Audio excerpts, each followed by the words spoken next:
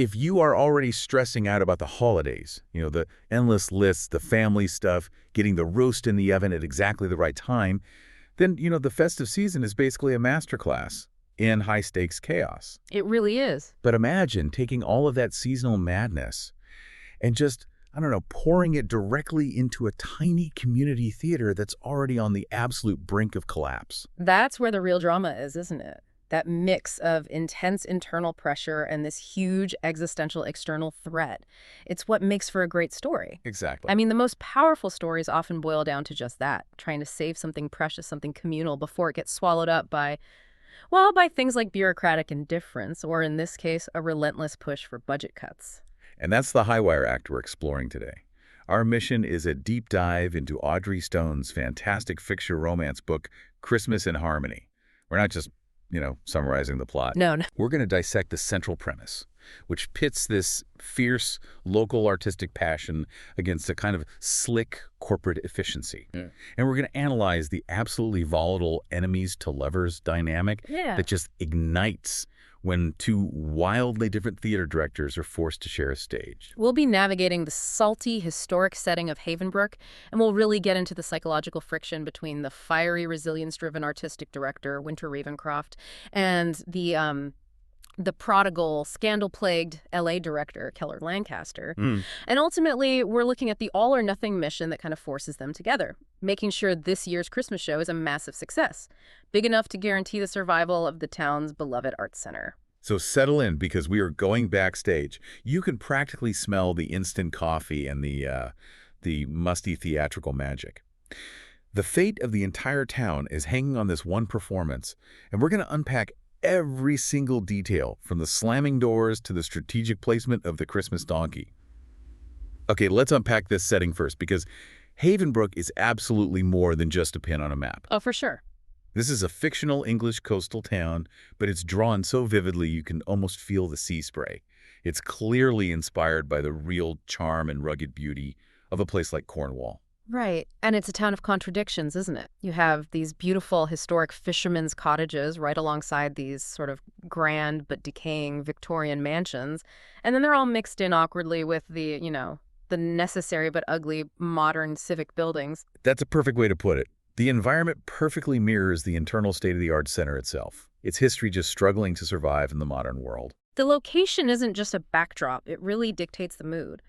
The whole atmosphere is defined by this perpetual state of, well, pre-curtain organized chaos, especially leading up to the big Christmas show. It's palpable. Yeah, you get this incredibly vivid picture, slamming doors, the faint, desperate smell of instant coffee brewing somewhere in the wings, and that perfect phrase, the staticky ghost of costumes past haunting every corner. I love that line. It's this constant feeling that everything is simultaneously about to fail and about to succeed.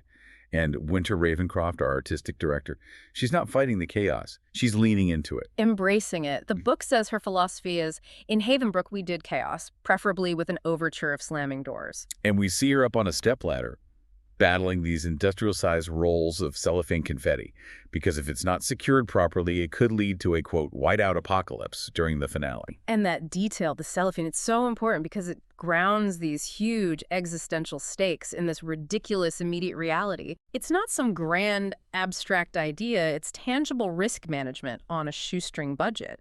And you see that stress reflected in the crew, like Constantine, the tech expert, with his air of tragic competence. He's constantly citing health and safety protocol while wearing a rugby shirt. He's a guy trying to impose some kind of structure on all this inherent disorder. But why is the disorder so high stakes? We need to zoom out and look at the actual enemy here, because it's not another theater company. It's bureaucracy, and it's embodied by Counselor Wolfram. Precisely. The central conflict isn't artistic, it's fiscal. The Arts Center is facing budget cuts and, possibly complete closure. And Counselor Wolfram is the antagonist who sees the Christmas show not as culture, but as a mere annual pantomime. He's the voice of cold pragmatism, arguing that the town's limited funds should be diverted to more tangible needs. Specifically, roundabouts and pothole repairs. Can we just pause on that for a second? Why is that such a perfect villain motivation in this context? It's brilliant, isn't it? It's this perfect symbolic opposition. Wolfram represents the immediate, the measurable, the short-term utilitarian need. You can see a pothole, you can fill it, and you get immediate positive feedback. And he's arguing that art is intangible, a luxury, and therefore disposable. He embodies that cold, bureaucratic logic that basically says passion doesn't balance a budget. So he's not necessarily evil, he's just relentlessly practical. And that's far more dangerous to the arts center than some mustache-twirling villain would be. Absolutely. He's constantly working to prove that Winter's passion project is just a drain on resources. He even uses that exact phrase against her during a heated council meeting. And for Winder and the whole community, the stakes feel absolutely existential. This isn't just about putting on a show, it's about preserving a cultural anchor for the town. And the performance is framed as Margaret Williams, the beloved mentor figure, her swan song before she retires. Right, so if they fail now, the whole program, which Winter fought tooth and nail to keep alive after the regional college drama program was shut down 3 years ago, it'll be gone for good. So that prior failure, that college program closing, that's the fuel in Winter's engine, isn't it? She saw one cultural asset die, and she swore it wouldn't happen again. That's right. That loss is her defining professional trauma. It's why her, quote, off switch had broken. She made this internal vow to protect this one remaining piece of Havenbrook's artistic life. So the goal isn't just a successful run. No, it's delivering the best damn show this town's ever seen, specifically to secure that future funding. Its performance as irrefutable leverage against Wolfram's practicality. And you can feel that the whole team understands this pressure. They're operating with this constant awareness that Wolfram isn't just waiting for them to fail. He's actively hoping for a spontaneous combustion on stage. Or, maybe more likely, in their notoriously ancient electrical system. It just transforms every technical glitch, every missed cue, into this massive, high-stakes potential failure. The town's cultural soul is literally hanging in the balance, and they know the press is watching, ready to broadcast any weakness. Okay, so let's pivot from that external threat to the internal one, because the stakes get magnified tenfold when you introduce the two people Margaret shrewdly decided to put in charge. First up, you have Winter Ravencroft, who is running on pure, fierce determination. She's the woman who cannot quit. Winter is the perfect embodiment of chaotic competence. She's the artistic director, naturally embracing the mess. She's described as tall and composed, but always slightly unraveled by the sheer scale of the task. And she wears that battered Christmas jumper with BH humbug in sequins. Which is such a brilliant visual shorthand for her whole defiant, anti-glamour approach to the holidays. I love that detail. The sequence says celebration, but the phrase says, I am actively fighting this entire season. It just encapsulates her perfectly. Tell us a bit more about what drives her. Her entire persona is built on the resilience that was forged by that failure 3 years ago.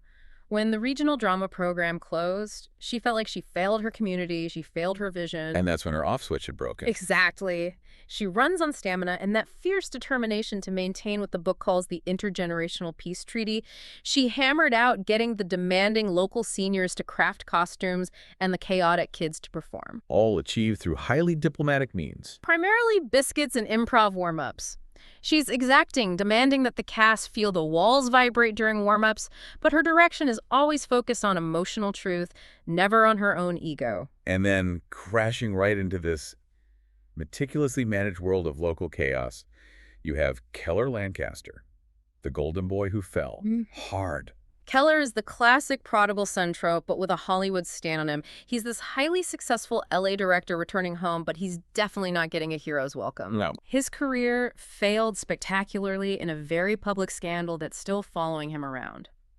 The whispers are intense. His last big production, a visionary Hamlet, was globally panned. And when you say panned, we're talking about reviews calling it a desecration of modern theater and possibly the Queen.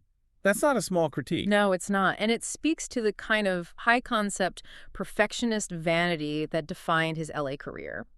Imagine he took Hamlet and set it entirely within like a virtual reality server farm. Oh, no. Yeah, with the ghost of Hamlet's father appearing as this highly rendered but emotionally blank avatar.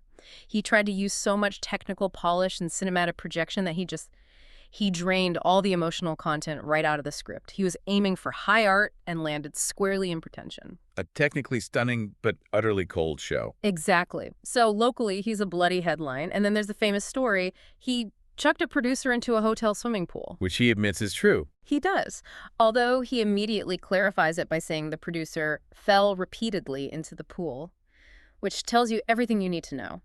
He has dramatic flair, he has a temper, and he's quick to defend his actions, even if they're fundamentally reckless. But the failure wasn't just about the scandal.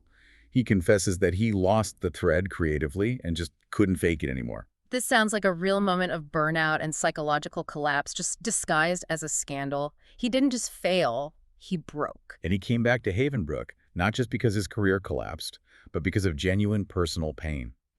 His mother had passed away, and his father was struggling with the loss. Right, so the town offers this veneer of healing, but Keller is immediately hit with this immense internal pressure. His agent, Dias Sterling, a total force in New York theater, surfaces almost immediately with a high-stakes exit strategy. The Broadway offer. An irrevocable offer to return to Broadway for a highly sought-after Sondheim reboot. Okay, I have to question his motives here, based on that critique we saw. Isn't Keller coming home only after a public failure deeply selfish? Why should the town, or Winter for that matter, trust him if he's just there to recover and is ready to jump ship the second a better offer comes along? That's a really valid point, and it's one the book wrestles with. The town doesn't immediately trust him. His sister, Madeline, certainly doesn't. He has to earn his place back. He really does. What the book shows is that while he might have come back for selfish reasons, to lick his wounds, Winter and the sheer unpretentious need of the Arts Center gradually transform his motivation. He's forced to choose between the redemption he might find quietly at home or the fame he could reclaim abroad, which would mean abandoning another commitment for the easy, polished exit. Okay, so let's see how that tension plays out in the rehearsal room. Winter leads with community and emotional arc, while Keller, the seasoned LA pro, introduces technical overkill. It is a total clash of worldviews. Winter relies on raw emotionality. Keller introduces cinematic projections, high-tech lighting rigs, complex stage mechanics. He wants to flood the place with moving lights. She wants a single flickering candle to emphasize emotional fragility. Like when he suggests using 10 projectors to haunt the audience with projections of the town's history during the ghost sequence. And Winter initially just rolls her eyes at the cost and the complexity. She prefers the simple power of a well-placed actor. So their co-directorship is a hard-won truce. They're battling over everything from the smallest detail to the overarching vision. We're talking arguments over transitions, sight lines, and even whether the donkey should be played for tragedy or slapstick. And this constant low-grade professional sparring is their primary mode of interaction. This friction creates their romantic tension, and it often leads to these moments of, physical closeness. Like that moment during blocking rehearsal. Yes. The book describes this fantastic moment where they both rush to demonstrate the movement of a ghost versus the character of Mary, and they just collide in this slightly clumsy, entirely charged moment of forced proximity. It's the perfect metaphor for their whole relationship. Professionally incompatible, but physically and creatively intertwined. She's calling him Hollywood, but at the same time, she admits she's impressed by his technical solutions. And he's constantly correcting her, calling her process a very warm room, which is a gentle but critical jab at its lack of polish. But he's equally impressed by her ability to motivate this wild, intergenerational cast. And that professional respect develops pretty quickly, actually. Keller starts off just doing what Margaret asked, but he quickly finds himself genuinely engaged. He's impressed that Winter runs the children's theater with, 50% psychology, 40% crowd control, and 10% plausible deniability. And Winter, for her part, is surprised to see him genuinely happy during the grueling audition process. She realizes he didn't just fail in LA, he lost the thread, and is visibly starting to find it again in the messy reality of Havenbrook. And crucially, that tension leads to a better show. When he suggests that cinematic ghost sequence, Winter, despite her initial resistance, sees how it could integrate the town's history directly into the show's emotional arc. They settle on a hybrid approach, a truce that results in a show far stronger than either of them could have produced alone. The technical polish elevates the heart, and the heart grounds the technical flair. The narrative engine of Christmas in Harmony really relies heavily on its robust ensemble cast. This is the found family that either supports Keller and Winter or actively drives the conflict, making sure this small-town setting feels completely realized and lived in. Let's start with Keller's immediate support system, waiting for him at the Lantern Pub, which is run by Kuhn. Kuhn is the calm voice of reason, providing that necessary distance and perspective that Keller totally lacks. Kuhn is Keller's conscience, isn't he? He really is. He's the one who recognizes that Keller needs something you can't get anywhere else. Something rooted and real that's more than just professional nostalgia. He listens patiently while Keller vents about Winter's chaos, but he's also the one who quietly challenges Keller to see the value in the mess. And then there's Madeline, Keller's sister, Sure. who runs the town's bookshop. She's protective, but also relentlessly honest, which is exactly what he needs. She sees right through that LA director facade. Madeline instantly diagnoses his core self-destructive habit. She warns him with a directness only a sibling can manage. You always do this. You get close, then you panic and self-destruct. It's your thing. Wow. She sees his return not as a commitment, but as just another setup for an imminent panic attack and flight. She's begging him, just don't, okay, not this time. She's holding him accountable for his history of abandonment. And the person forcing this specific clash is Margaret Williams, the mentor figure. She's this benevolent ghost, wise and sharp, who saw the spark in both of them and engineered the whole co-directorship. Margaret is the logistical and emotional anchor. She knows Keller owes her, and she knows Winter is desperate enough to accept help she wouldn't normally take. She has that incredible line that defines her commitment to the theater. Retirement doesn't suit people who run on pure terror. I love that. She understands that true passion is often driven by a desperate fear of failure, and that both Winter and Keller are, fundamentally, terrified people using art to cope.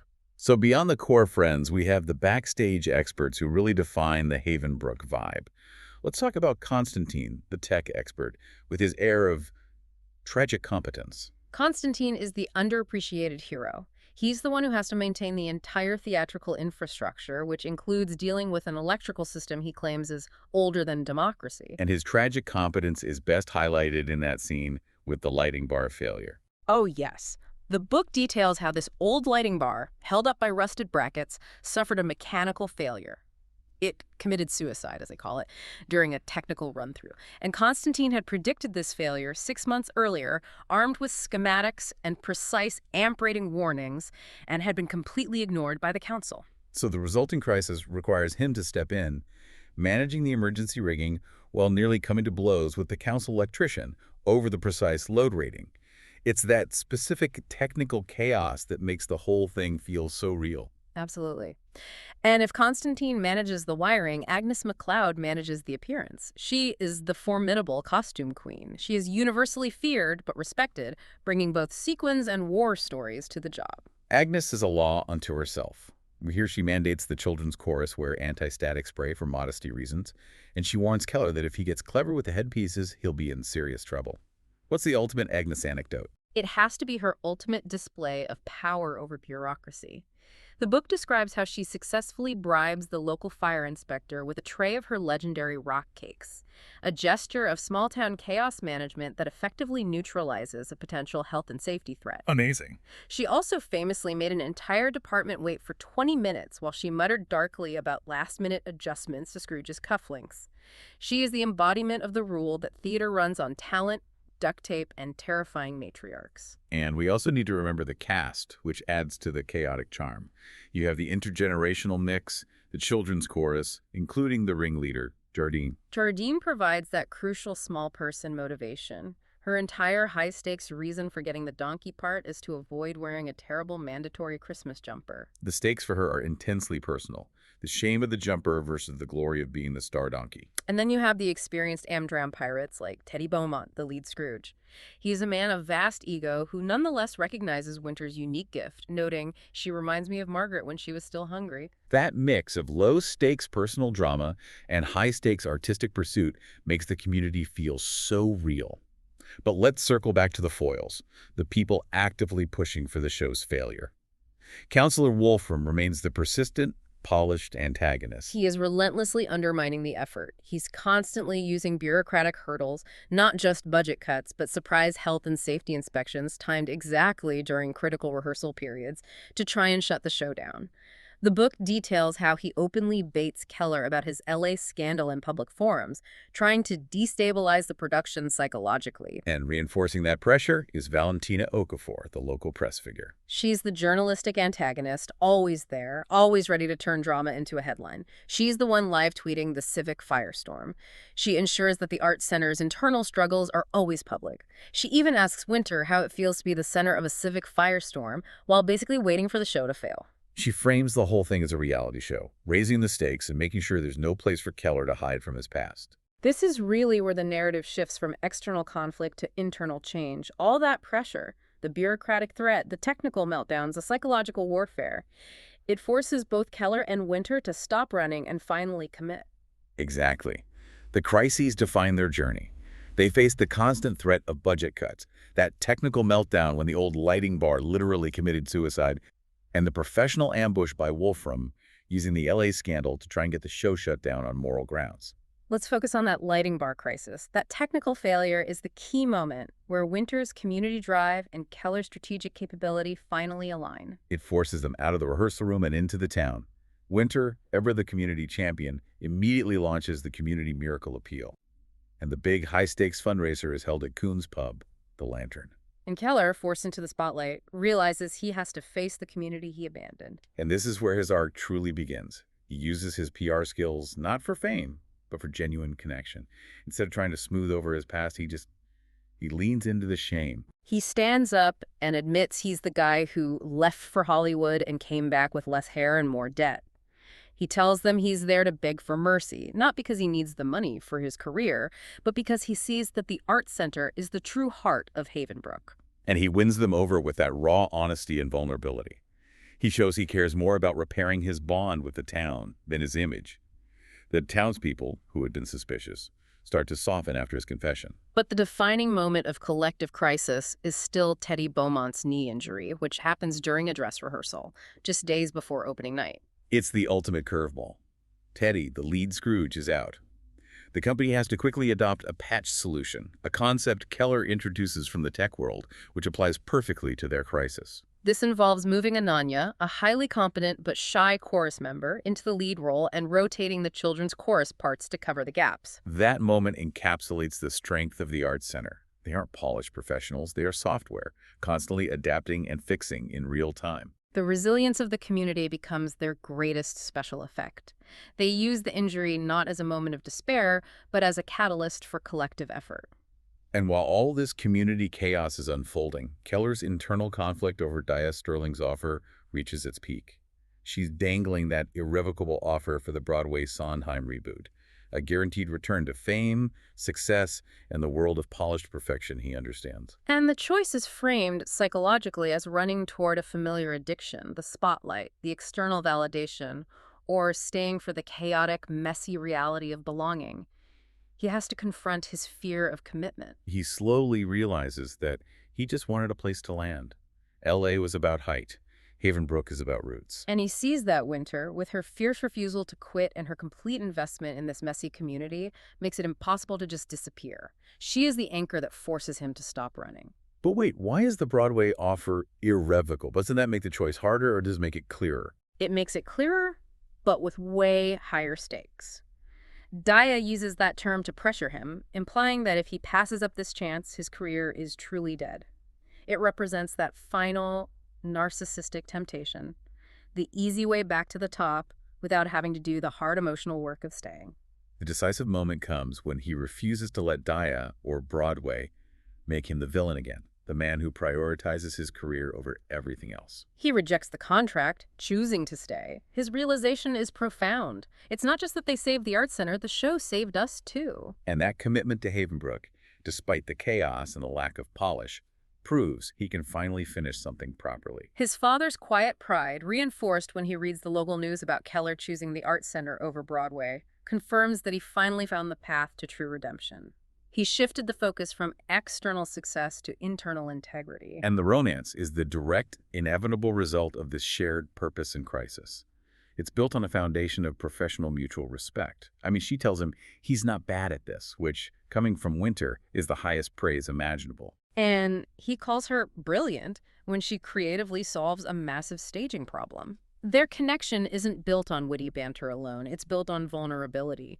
They bond over their shared terror of what they might lose. And the culmination of this emotional journey is Keller confessing the truth that he returned because his mum died, a deep personal grief he had previously hidden behind the convenient smokescreen of the LA scandal. And that leads to the pivotal moment, the kiss.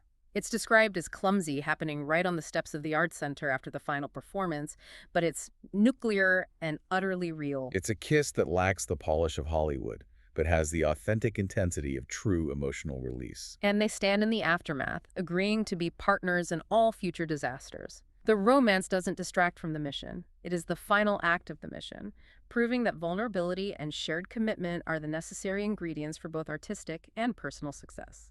So if you've been following along with this deep dive, you get that Christmas in Harmony delivers far more than just a standard holiday story. It really ticks all the boxes for a deeply satisfying, character-driven romance in women's fiction read.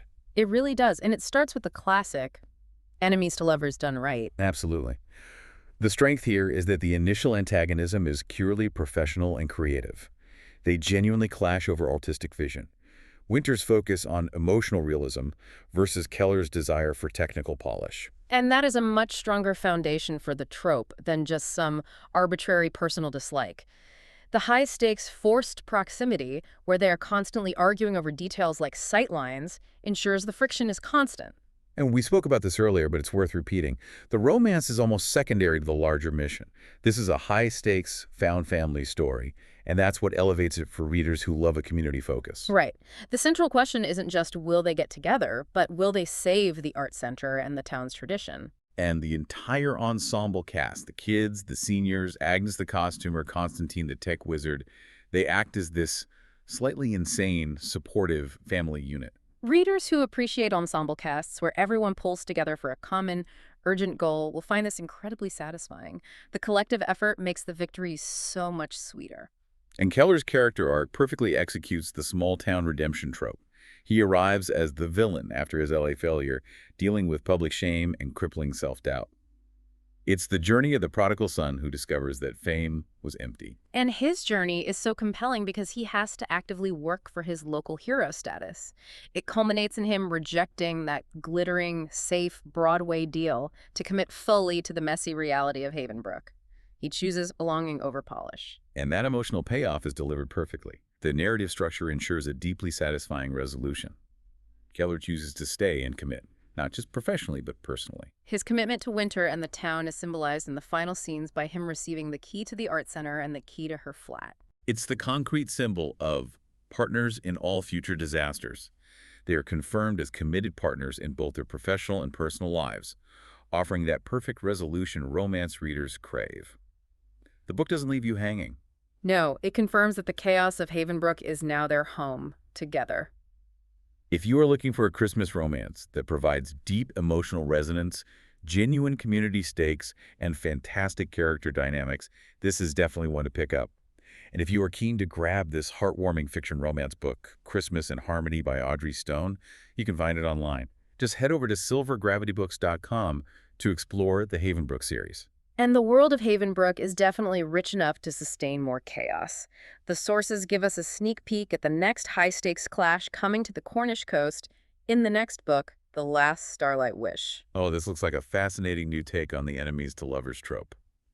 It's focused squarely on the clash between truth and tradition, which is a perfect fit for a historic small town. The premise centers on a historian named Jade. She is scholarly, she's fact-driven, and she's been hired by the council. And you have to wonder if Councillor Wolfram had a hand in this, to do what she does best: debunk romanticized local myths. And her specific target is the town's beloved Starlight Wishes tradition. This is a centuries-old Christmas Eve ceremony that supposedly grants one true wish.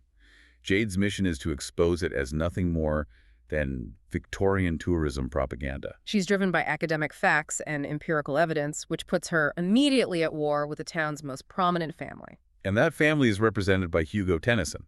He's the descendant of the tradition's founder and, kind of comically, Havenbrook's most successful dentist. His entire family fortune and the town's reputation are built on this very legend. So Hugo is determined to charm, distract, or outmaneuver Jade at every turn to protect it. So he volunteers as her local liaison, purely to steer her away from damaging discoveries. It's the perfect setup for professional sabotage that turns personal. She's looking for facts. He's trying to sell her a fantasy. But as they spend time together, delving into cryptic church records and hidden archives and old, dusty love letters, their academic sparring starts to transform. Jade begins to see past Hugo's charming exterior and realizes his defense of the tradition stems not from greed, but from a genuine emotional commitment, a promise he made to his late grandmother.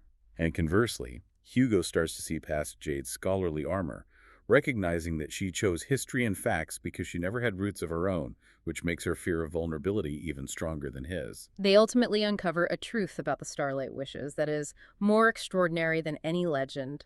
It's a compelling setup where the core tension is the collision between logic and faith.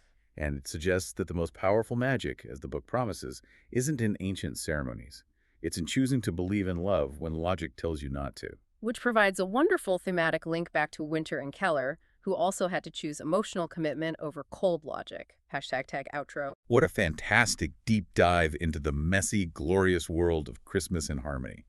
I think if you are tracking Winter and Keller's journey, the core takeaway has to be the profound power of choosing that chaotic, messy, but real feeling of belonging over the polished, easy perfection of external success. Keller had the escape hatch, right? The clean slate, the promise of Broadway. But he realized that the true story, the most significant performance of his life, was the shared struggle in Havenbrook. The narrative successfully argues that the most powerful form of magic isn't in ancient ceremonies or in technically perfect, polished productions. It's in the grit of commitment, the ability to adapt, and the sheer faith required to push forward when everything from bureaucracy to bad wiring tells you to quit. They survived a bureaucratic siege, technical meltdowns, and a Scrooge with a twisted knee. They made their own miracle. And that leaves us with our final provocative thought for you to chew on as you consider the nature of commitment. The miracle in Christmas in Harmony wasn't simply that they survived the show or that they won the funding. The miracle was that after everything, the scandals, the budget cuts, the failures, the tears, and the sheer exhausting terror of living life on the brink, the characters still possessed the energy and the faith to step back onto that stage, knowing the chaos would return, and still wanted to try again. That willingness to recommit, that's the